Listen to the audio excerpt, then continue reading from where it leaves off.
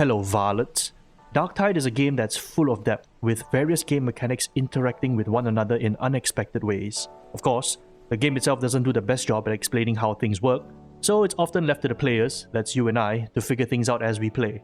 In this video, I've compiled a small list of hidden mechanics and combos that you may or may not already know. While this is mostly geared towards newer players, hopefully you veteran players will be able to take something of use from this video. Number 1. Double Bleedin Nade combo. Veteran sharpshooters get access to a feat called Frag Storm. It's a pretty simple feat that enables your frag nades to apply bleed stacks to enemies caught within the approximately 10 meter blast radius. You might be able to take out some shooters if they get hit by both the blast damage and are left to bleed out on the lower difficulties, but otherwise its damage isn't very impressive by any means. Until you use them in pairs. What the game doesn't tell you anywhere is that the bleed damage from Frag Storm can stack with itself, doubling the number of bleed stacks applied from 8 up to 16 and doubling the bleed damage dealt. This turns a rather pitiful amount of damage to a decent bleed that can actually kill things rather effectively. Now that being said, bleed damage isn't dealt equally against all enemies. Infested, Maniac and Carapace enemies are pretty resilient against bleeding. Don't bother trying to take them down with bleed damage. It's not worth the grenade spent for the damage dealt to them. Bleed damage works decently well against flag and unarmored enemies, giving it some potential to clear out patrols or shooters that have taken cover. Where bleed damage really shines is against unyielding enemies, specifically against Reapers and Bulwarks. Before I explain any further and show you why this is so, there's probably a strange bug going on with frag grenades with Frag Storm. For some reason, the direct impact of the grenade also applies 8 stacks of bleed, which means you can max out the bleed stacks on a single target with just one grenade. I'll show you the difference between a regular toss near the target and a direct hit here.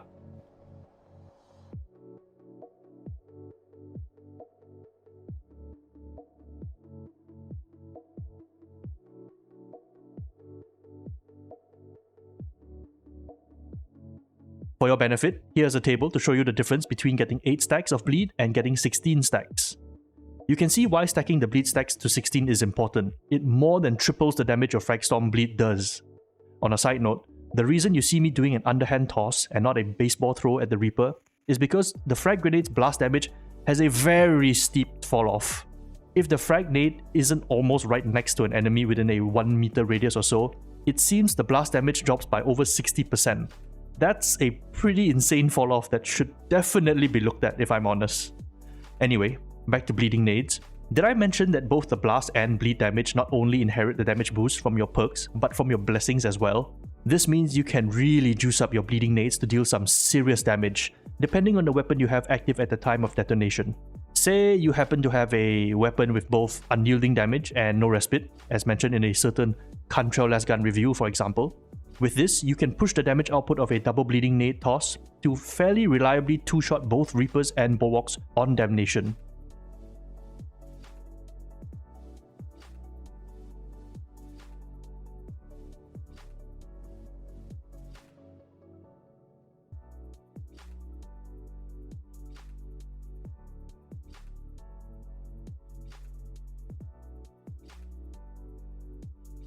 This might not happen all the time because your blast damage is likely to vary depending on where the Reaper or Bulwark is when it explodes. But just to show you that this combo works outside of the Psychinium and on different enemies as well, I'll show you some highlight clips of this combo being used in my Damnation level games. Though I tend to throw 3 nades instead of 2 just to make sure that they are tagged by the bleed, as the first nade might only stagger Bulwarks.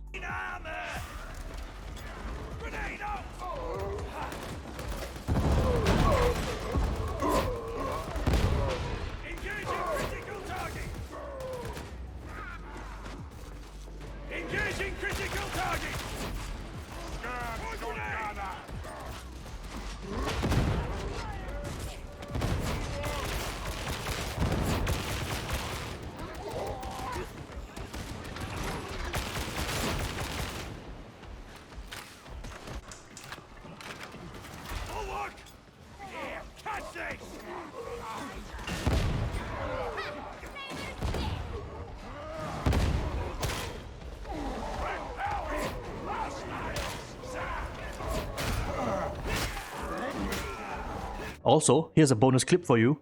This is just a fun combo I discovered during my testing. My Cantrell 9 shotgun has both unyielding damage and no respite, and it really showcases the damage output this combo and pairing can deal, at least until the direct impact bleed bug is addressed. if ever. The next mechanic is for you Ogrin players out there. It's a very simple one to know, but it can change how you use your Ogrin, and that is Bull Rush breaks. You can stop your Bull Rush early when you want to. That's right, by simply pressing S, or whatever your move backwards key is bound to, you can stop your Bull Rush when you need to. However, there is a minimum distance of 5 meters your Bull Rush will travel before you can hit stop. So keep this in mind as to not rush off a cliff. Just by knowing this mechanic, the value of your Bull Rush increases.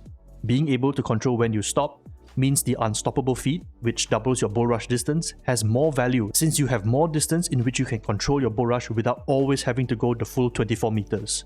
This also increases the value of your Bull Rush itself, allowing you to activate it as not just a CC and utility tool, but as an offensive one, since now you can reliably activate Bull Rush to take advantage of the attack speed boost without throwing your positioning away. With this knowledge in hand, please use your Bull Rush more often as a combat buff rather than only ever saving it for when things get bad. This is especially the case if you pair it with Bullfighter. Moving on to Psykers now, I'm going to start with something I've covered in previous videos before, but I feel is definitely worth a mention in this list of hidden mechanics and combos, and that is, activating your Psykinetics Wrath does not interrupt any of your actions. While I have a dedicated video covering the full rundown of Psykinetics Wrath, I'll talk a little bit about the key uses in this section. Psykinetics Wrath grants Psykers an instant CC ability that can be used whenever the need arises without disrupting your flow of combat. Activating Psykinetics Wrath sends out a cone-shaped shockwave that staggers enemies up to 30 meters away and can go through walls. This allows you to momentarily stagger enemies that are too close for comfort, whether you're in the midst of reloading a weapon, channeling your brain bursts, or your staff, or even in the middle of channeling your warp strike.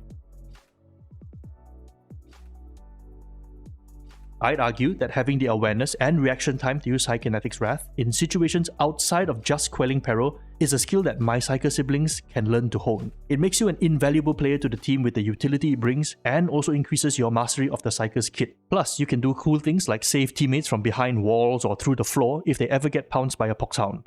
The next hidden mechanic technically applies to all classes, but is going to be focused on Psykers. It's about how damage overtime effects like Bleed, Burn, and Soul Blaze interact with certain blessings. Because of how this game has coded its damage overtime or dot effects, it seems to treat the damage source as coming from the active weapon rather than the origin weapon if they are different. This explains why dot effects can inherit damage perks and blessings and receive a boost to its damage. But beyond that, certain blessings treat dot effects as if you were actively attacking with the weapon in hand, even when you're not. This means blessings that activate on hit, like Hit Taker and Hammer Blow, can activate and stack because of your dot damage.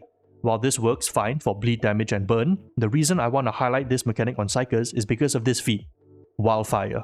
Wildfire allows a Psyker's Soul Blaze to keep spreading between enemies as long as it has at least 2 stacks of Soul Blaze on it when it dies. So, from a single ignition source, a Psyker is able to light an entire horde on Soul Blaze to keep the dot effect going without a problem. With that, I want to introduce this build to you, the Burning Blade. This build takes an Elise 4 sword and pairs it with Blazing Spirit 4 as your Soul Blaze source, and Shred, which essentially will always be at max stacks as you engage in melee combat. And this also makes activating Blazing Spirit easier, a self-feeding cycle. Now, the reason why you want an Elise instead of a Deimos is because you want to get in as many critical hits on a target as you can to increase the intensity of the wildfire spread. The Deimos is too good at killing for the Soul Blaze stacks to really pile up, and so doesn't work as well for this build. So, for all that explaining, is this build strong? Nope. This build is not nearly as strong as some of the other builds mentioned in my review video for the Elise. But is this build fun? Absolutely. This build is a very fun build to play with if I'm going for a more battle mage playstyle and want to be more engaged in melee without always having to go for something with Slaughterer in it. I initially came up with this build because there was a certain cosplay loadout I wanted to do, but didn't have the time to put together because there were so many other videos in my schedule to do. Nevertheless, watching an entire horde get set on Soul Blaze from out of nowhere is always fun to see, and this build pairs perfectly with the next point for Psykers. Number 5. Life Tap. Coming right off the heels of the Burning Blade, there is a combo in the Psyker's arsenal that can only be done with the Elise 4 sword because of its unique weapon special. Pairing the Burning Blade Elise with the Psyker's Toughness regen feat, Warp Absorption, offers you a combo that makes you incredibly resilient in melee combat. If you've ever played Heroes of Newerth, or HON, which is one of my favorite mobile games ever, or was one of my favorite games, there is a hero in there called Lord Sappheiros, and one of its abilities is Life Tap, where upon activation, you gain an increased amount of damage and life leech for your next attack among other things. This combo emulates that, giving Psykers the ability to regain a huge chunk of toughness with their Elysee's Warp Strike when taking down multiple enemies in a single swipe. On top of that, enemies that die from the damage of Soul Blaze from your Burning Blade also activate Warp Absorption, which further increases your survivability in melee combat. Of course, this combo works well with whatever build path you choose for your Elysee. Number 6. Seek and Destroy Heresy. Moving on to Preachers, we'll be going over some of the hidden things about the Preacher's Rush, or Chastise the Wicked. Veteran Preachers will probably know all about this by now, so this point is mostly going to be for the newbie Preachers just starting out. There are a couple of pretty important mechanics for Chastise the Wicked that aren't explained in-game. The first of which is that you can actually pinpoint a target to rush at. I know the description of the ability tells you that, but what it doesn't say is how far you can rush towards them, nor the difference in the distance you cover if you don't have a target selected. So, without a target, your rush covers a distance of 8 meters. You're not exactly covering a lot of ground, but it can be used to give yourself a toughness boost along with a little distance if you're being chased.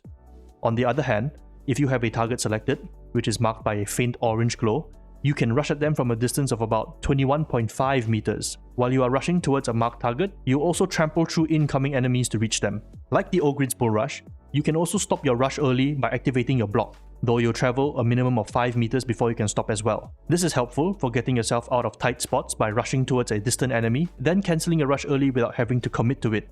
Though I would be hard pressed to find a Preacher that wouldn't go straight for the kill on the marked enemy anyway. In addition to all of that, another mechanic of Chastise the Wicked, which had been long assumed to be a bug, was recently confirmed to be an intended mechanic of the ability, and that is, upon casting your rush for the next 4 seconds, all of your attacks treat all armor as if they were 1 tier lower. The most useful part of this mechanic is the fact that for that brief moment, Carapace armor is treated as if it was flagged, allowing you to damage Crushers with any weapon. This means Preachers will always have the ability to deal with Crushers as long as they have their rush available. Of course, your effectiveness will vary depending on your weapon choice. Number 7. Unwavering Aim. The final mechanic of this video is a simple but immensely useful one to know, depending on the situation. The Preacher's feat, Thy Wrath Be Swift, states that you no longer get stunned by enemy melee attacks. This doesn't just apply to your charged melee, but also your ranged attacks as well. This means if you have this feat active, your aim cannot be disrupted even if you're being wailed on by a horde, allowing you to whip out your ranged weapon in a pinch to deal with an annoying special in the distance without fear of getting interrupted and missing your shot. This feat pairs very nicely with the Agrippina Slug shotgun, and funnily enough, makes the Preacher a surprisingly reliable sniper all things considered. We have reached the end of the video. Those were 7 hidden mechanics and combos which you may or may not have known about. In either case, I hope you've managed to find some value out from this video. Darktide is a game full of secrets and hidden interactions that are waiting for us to stumble upon, but I'm sure there are many which have not been covered in any of my videos that might be useful for new players to learn about. So, to that end, let's use the comment section of this video as a hub for sharing secrets and hidden interactions that might be useful for a new player scrolling through. Thank you all for watching, and I'll see you in the next one. Varlets.